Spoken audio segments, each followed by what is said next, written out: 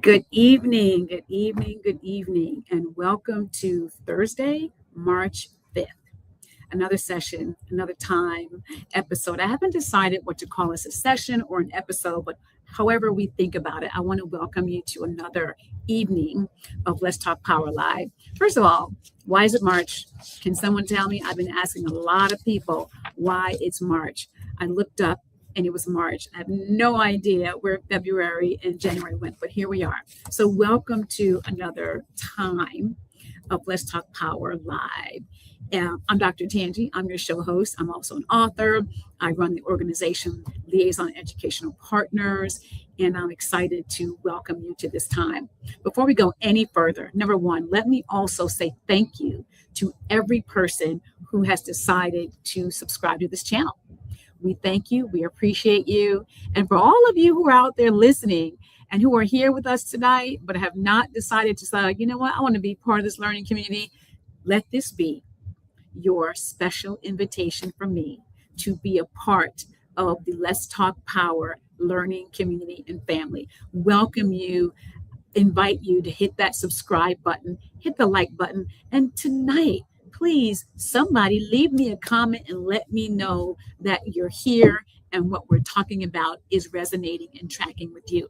So tonight we enter March. We just came off the heels of Black History Month, and we had a wonderful time sharing ideas and introducing new people to you. Some you knew, some maybe you didn't know. But tonight we turn the corner. And for this month, we turn the corner into another topic, another series, another way of looking at the world in education through this lens of power. This time of year, I thought it was very important for us to take a pause and look at the concept of assessment. This time of year, assessment is very important because benchmarks are coming up or have already started.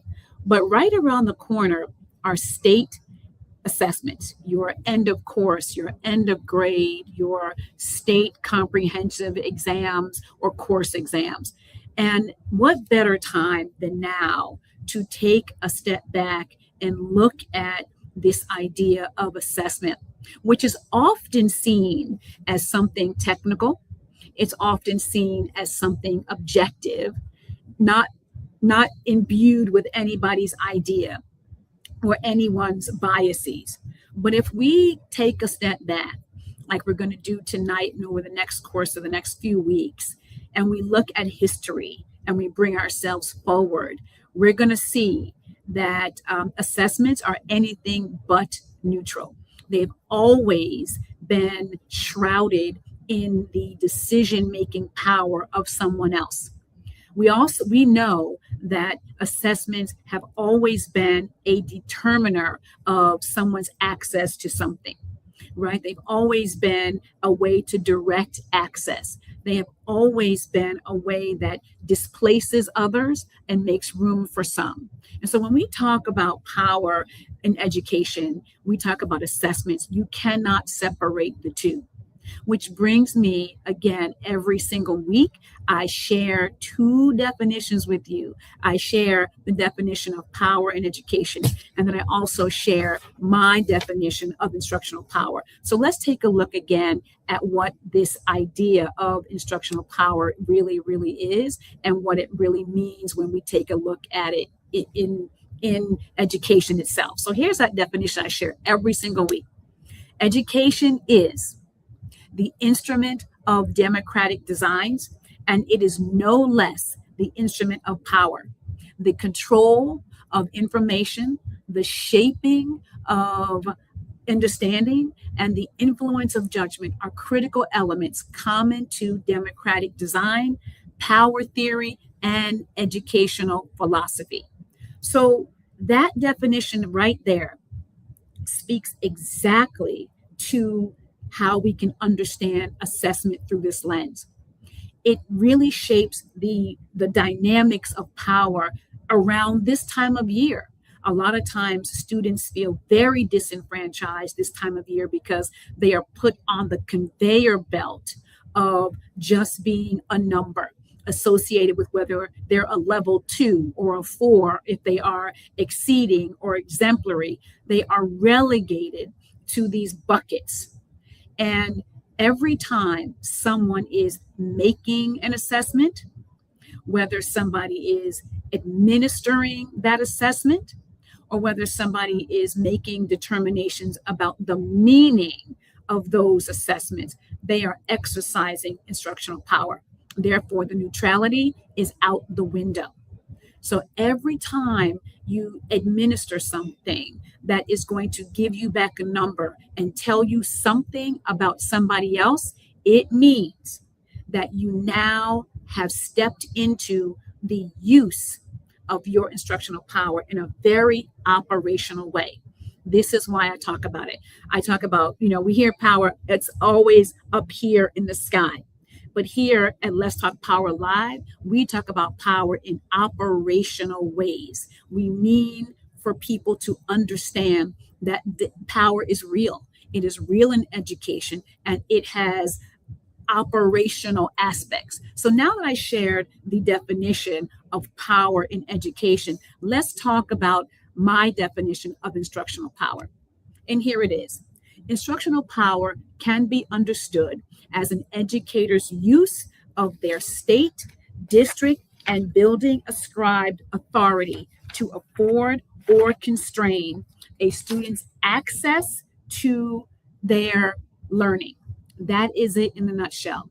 But those have actions. What does it mean when you're exercising your state, district, or school ascribed authority to do this affording or constraining? What it means is you are in the business of implementing actions based upon your history, based upon your understanding of the relationship between adults and students. And that is what's really driving your actions. Now, those actions can be overt and conscious, or they can be covert, involuntary, unconscious, or even subconscious. What I found in my work and my conversations is that a lot of times the idea of power is something so deeply buried in the recesses of our minds that we don't understand what's happening in the decisions we make.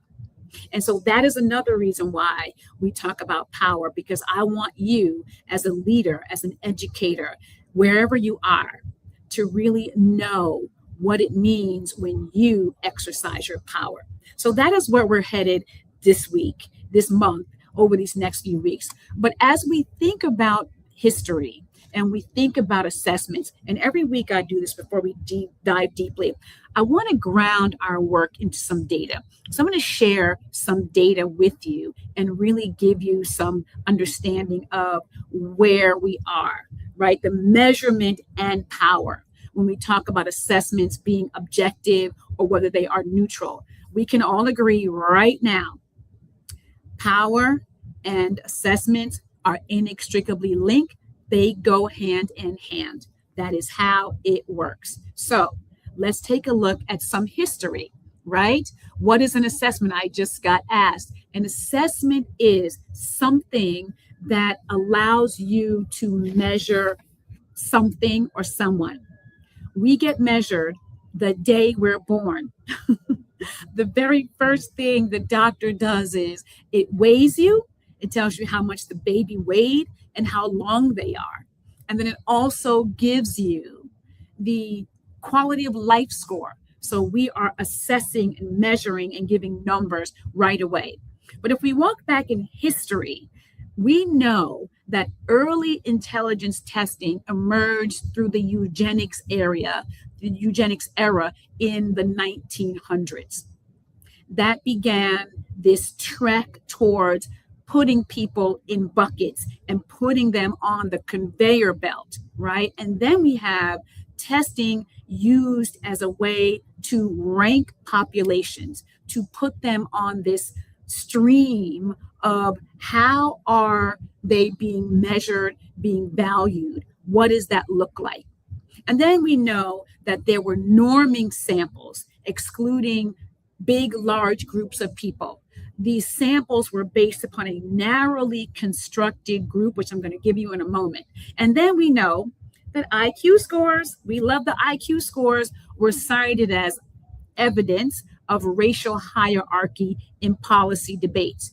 We also know that even before the eugenics era, that there were cranium tests used, another measurement, and the size of your cranium was used to determine how smart you were.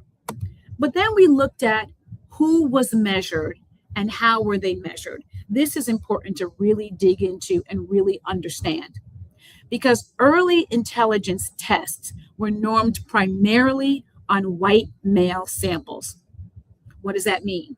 It excluded women and it excluded people of color, right? We have women and Black Americans, and our other groups who were in the United States at that time weren't even considered in the population. They were considered in the cranium studies, but they were not considered in these hierarchies of who had value based upon their quote unquote intellect and their scores. And we know that high IQ tests were used, but they continue to be used to sort people.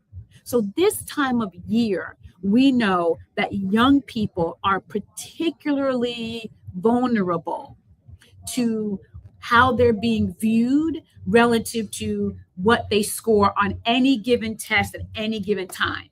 And that is something that we have to begin to, as leaders in education, as educators on any level at all, we have to begin to ask ourselves, how can we make sure, I think I'll say it that way, how can we make sure that it's very important that our young people are in this time of their life and they're not being seen as mere numbers. Now, I want to be clear and I want to go right on the record. Assessments matter. It is important for us to understand how children are progressing. It is 100% valid for a parent to expect quantitative data about how their children are doing after having been in school for 9 months. I say it a lot. Parents send their kids to school for two main reasons: to know stuff and know how to do stuff. And they also kind of overarchingly want to make sure that their children are learning and doing more than when they got there. So as we think about power and assessments, it is not that we don't want to give assessments. The challenge is who is making the assessments, who is administering the assessments, and most importantly, who is crafting the narrative around the assessments that are being given. And that is the critical question that we tend to lose when we think about assessments as being objective, right? Because when assessments are done to somebody, as opposed to being done with somebody, the power imbalance is already baked in and the power imbalance explodes. So I want to talk now about what it looks like when we have the data about disenfranchising assessments. I want to share with you some quick ideas. We went through history back. Let's come forward a little bit and look at what we're finding that can categorize this disenfranchising time for young people. Number one thing, RAND surveys have shown that during this time of year, curriculum narrows. We begin to narrow down the curriculum. We begin to focus on what's called power standards, whatever your standards are. And I will say, I work with school districts across the country, and this is already happening. And sometimes it is based upon the fact that the state assessments really focus on critical standards. They take a high approach to what the standards that are going to be assessed are, and they leave some of the standards that quote unquote out. So this time of year, if you are a parent and you're watching, welcome. But if you are a district leader, state leader, school leader, classroom leader, you are feeling this narrowing down of your curriculum and you're making critical choices about what is to be quote unquote taught, retaught, or maybe not taught at all. That's something to think about. And then test preparation increases, especially in, and you see it here, certain schools. Certain schools have more what we call test boot camps than others. I was in a school that was a Title I school, and just before our end of the year assessments, we stopped teaching altogether. And what we did was we looked at our data and we decided which students needed what, and we created what we call them. We call them centers and learning cycles. And so we would filter our students around these cycles every 3 to 4 weeks, and they would learn a skill, and we would test them at the beginning of the cycle, do some teaching, and test them again at the end of the cycle. So our test preparation went up. Now, again, I want to be clear. Kaplan exists for a reason.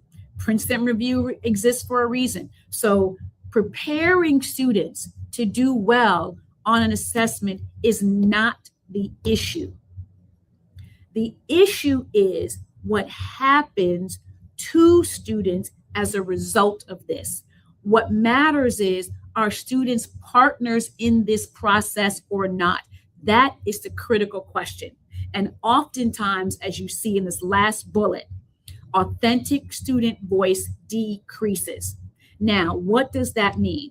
When we authentically decrease the student voice, everything happens to them. We give them their data, but we do not involve them in the conversation.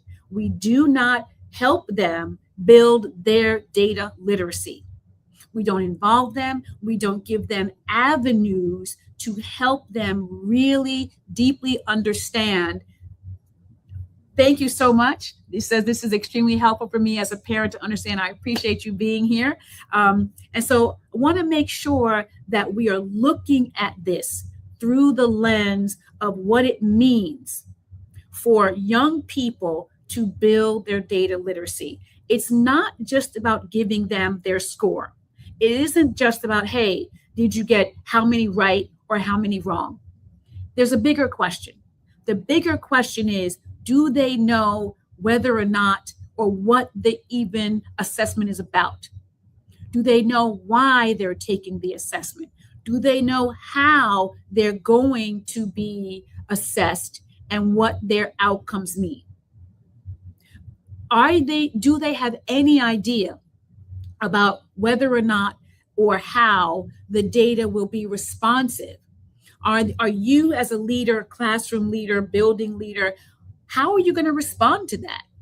Young people don't get to ask those questions. And then they want to know, is there a connection between how they're being assessed and how they're being taught? Sometimes they're not.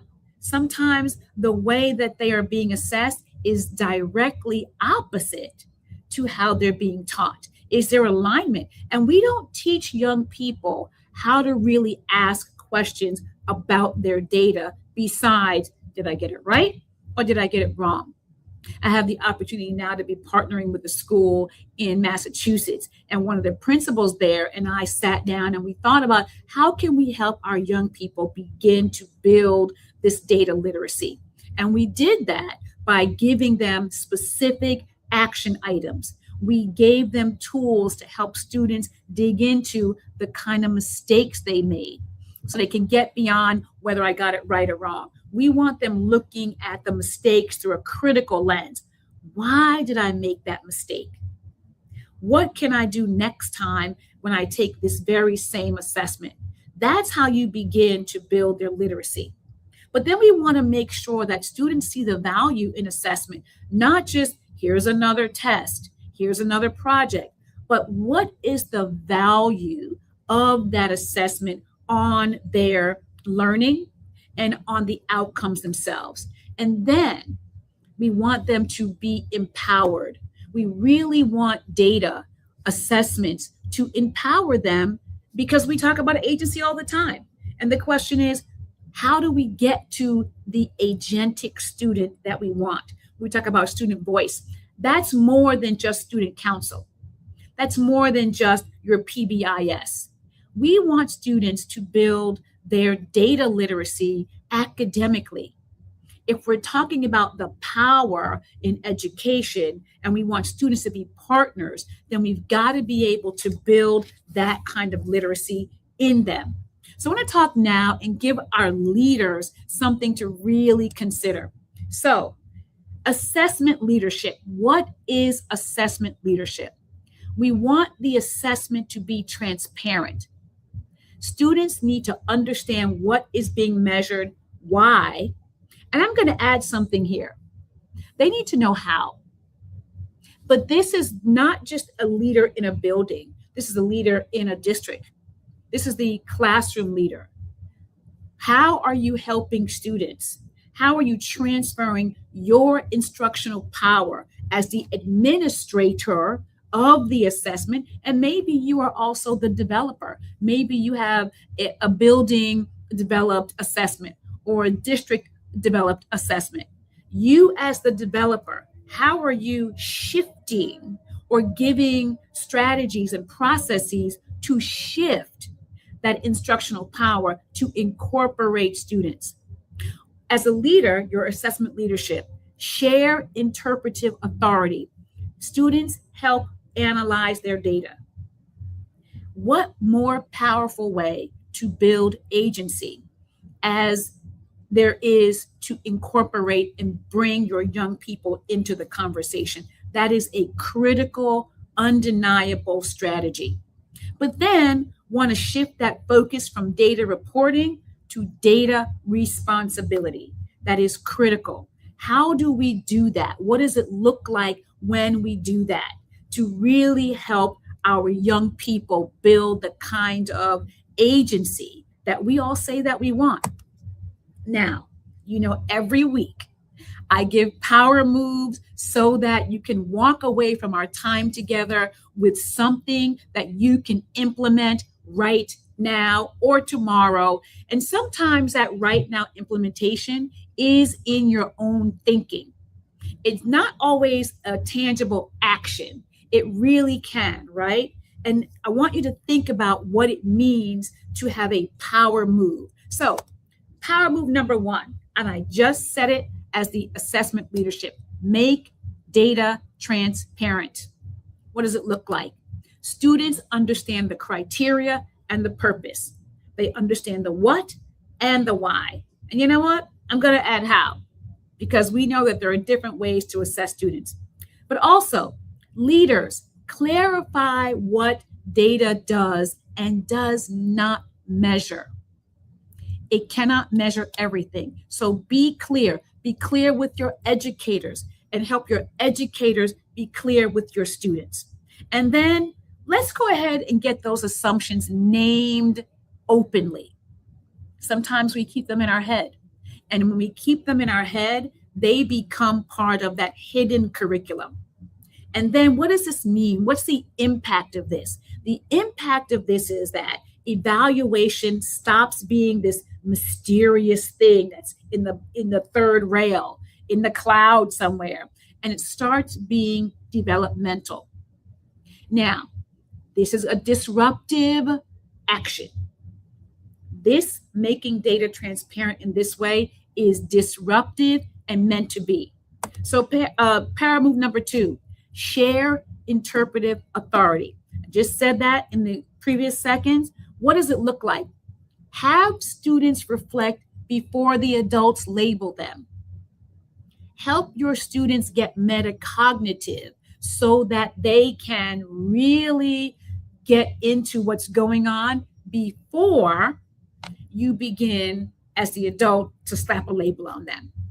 Educators, collect qualitative and the quantitative data. We want balance. You want the numbers, but you want to know what's underneath the numbers. Do both of those.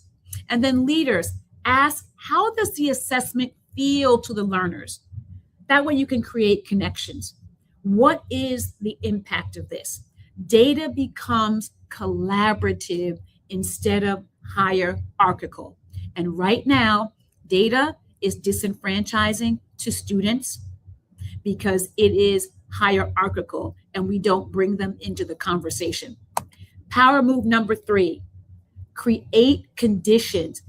Empowerment necessitates conditions be created. We think it's just something that you can walk into Monday morning off the weekend. You got to be intentional about it. And you got to really ensure that the stage is set for it to happen. So what does it look like in practice? Adults actively support students in developing goals based upon their knowledge and their assessment results, not based upon what you want, but based upon them. And then leaders are examining the learning environment for power protective patterns, and they make the adjustments to build the agency. There are power protecting patterns, particularly this time of year. And we want you to be able to disrupt that, but you can't do it until you have spent some time examining your environment. And then bring your teams together. Let the teams analyze data to determine a deeper story. And I'm going to challenge you. In those teams, make sure you bring some students. And then make sure you bring some parents so that the team can be comprehensive. And what is the impact of this?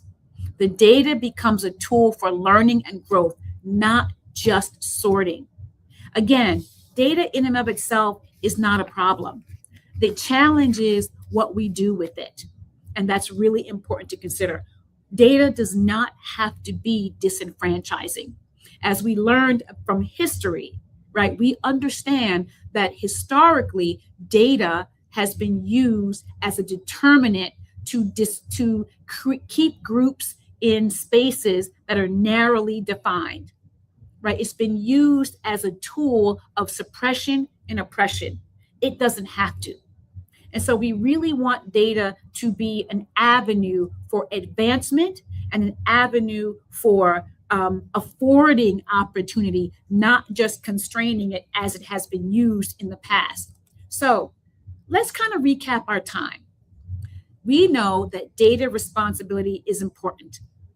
This is our drive tool. We are going to be looking at each one of these letters through the next few weeks. Today, we talked about the D part, data responsibility, right?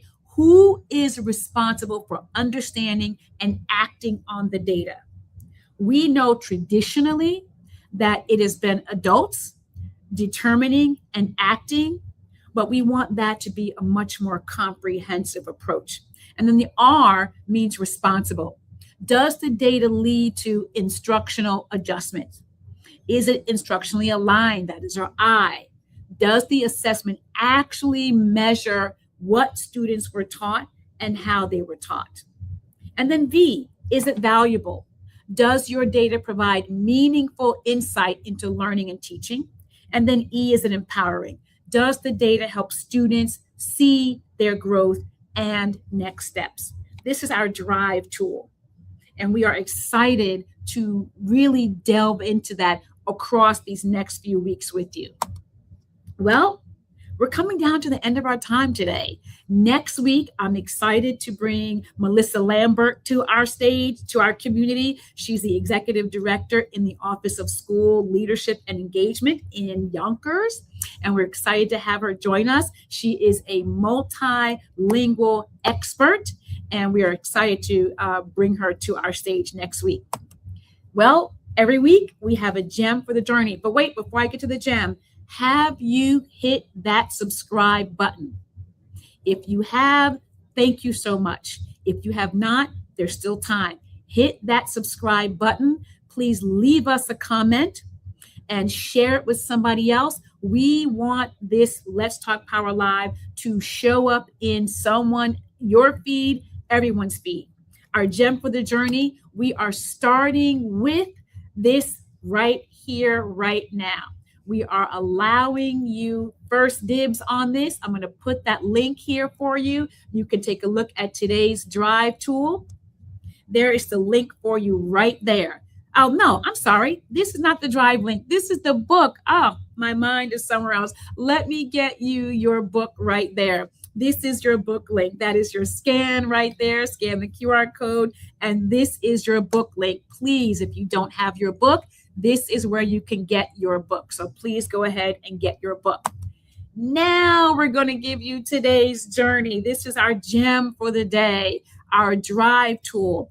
Each week, you're going to see the individual tool, right? This week, it's all about the D. It's all about data responsibility. There is your QR code, and there is the actual drive tool link. Go ahead and get that link. Make sure that you have access to it. We would love for you to delve into it and let us know how you are thinking. Here's our recap. We've done a lot of work. 30 minutes goes by so fast. Here's what we know. Right now, I want to share this with you so you can really take a look at it. Measurement carries power. It always has. It always will. Assessment processes are a leadership decision.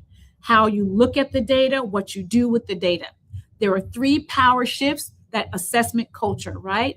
There's transparency, there's shared interpretation, and there's data responsibility. And last, drive helps leaders examine the quality of the data conversation, the responsibility, whether it is responsive, instructionally aligned, valuable, and empowering. So that is what we talked about this week. A lot of data, looking at history, marching forward, really leaning into what we know about data and its impact on women. This is Women's History Month. We know that data has been used to say a lot of pejorative things about women and people of color. But we also know that data does not have to be disenfranchising. So thank you for joining me tonight on another episode of Let's Talk Power Live. I look forward to seeing you next week. Remember, hit the like button, hit the share button, leave me a comment. Let me know what you're thinking about tonight's episode. I would love to be in conversation with you, but would love to have you as part of the family. All right, everybody, we will see you next Thursday, 5:30 for Let's Talk Power Live.